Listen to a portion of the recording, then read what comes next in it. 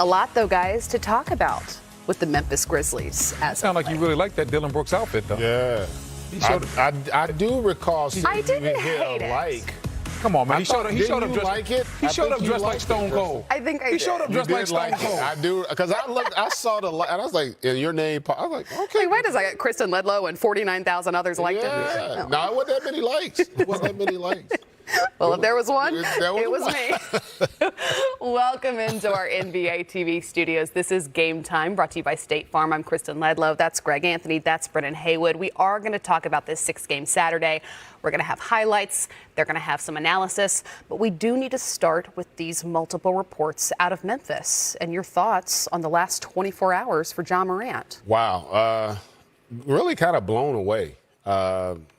As someone who is a huge Ja Morant fan, understanding his story, how he's just kind of burst on the league and really become one of the faces at such a young age. You know, this is just, it's unfortunate on so many levels. And, you know, still not really knowing what the ramifications will be. And again, anytime you hear the at least 2 games, and then initially I heard it was a suspension, and now I'm hearing it's something where he's taking some time away.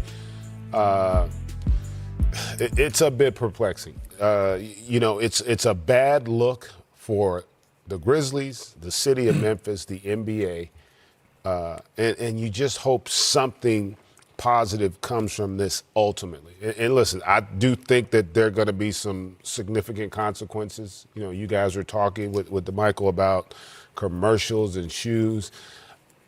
I find it hard to believe that any of that stuff's going to be materializing over the next few weeks, Brendan, until we have some more certainty as to what really is going on and what will be the actual consequences for these actions.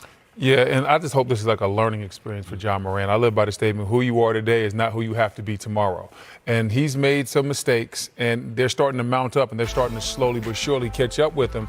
And so we're at the point now where, Ja, you got to make a decision.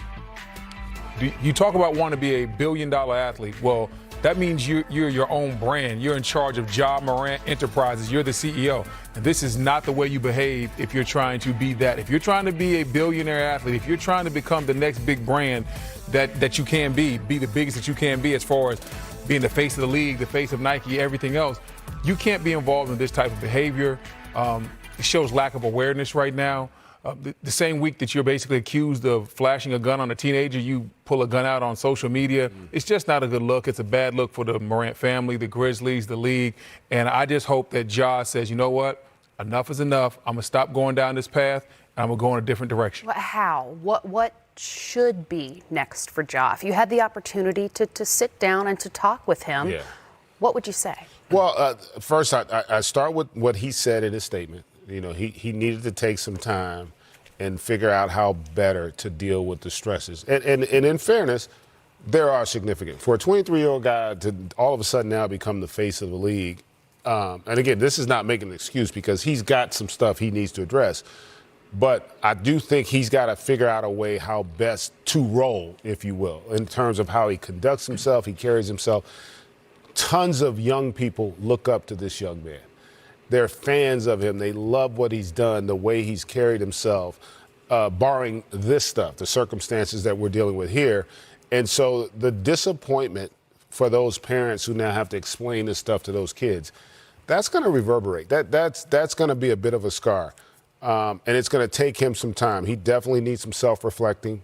I think he needs to get his team together with his family, his representation, the Grizzlies organization, and he's got to start carving out a different path in terms of who he is as a person, or I should say what his brand is and how he represents himself publicly. Because what happened last night, it's not about whether he committed a crime or anything. That's just not the way when you are the face of a franchise, of an organization, that you carry yourself and conduct yourself. Not to mention, they got smashed. Yeah. That night, they lost. You know, I mean, it's not like you should necessarily be in a celebratory mood. And so he's going to catch some heat for this. This one's going to be with us for a while. Yeah, if I was sitting down with Ja Morant, I would just say, hey, like I said before, this has to be the learning experience. This has to be where you choose a different path. I played on the team for several years with Javaris Crittenton, and I'm not saying this is that type of situation, but Javaris Crittenton was a very good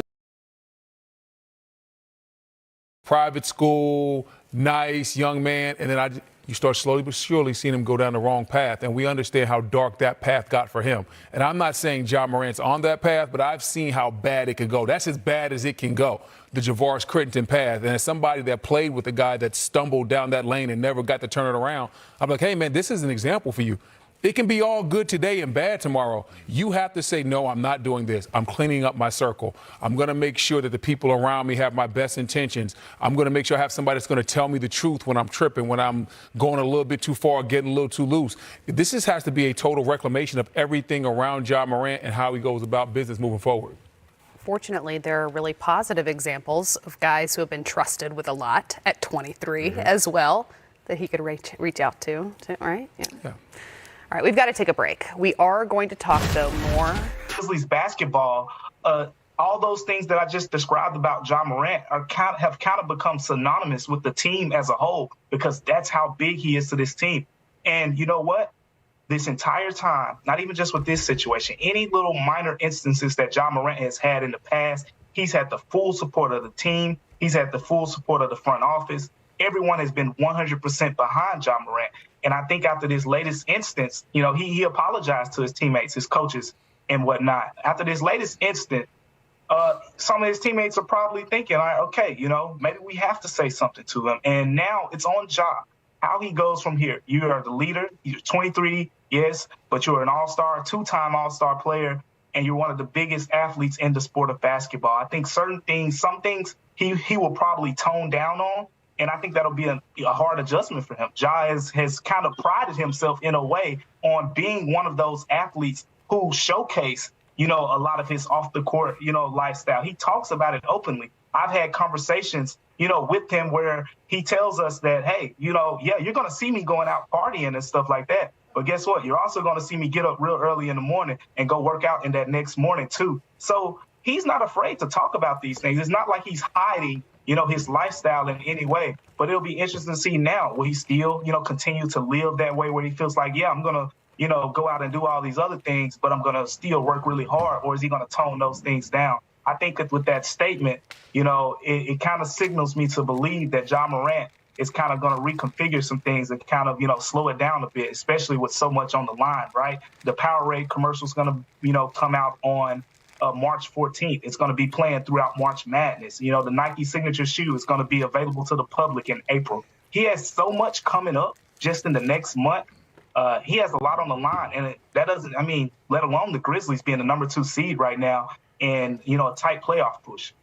DeMichael, you do such great work covering this team that I hate that everything I have to ask you about is seemingly such unfortunate news today.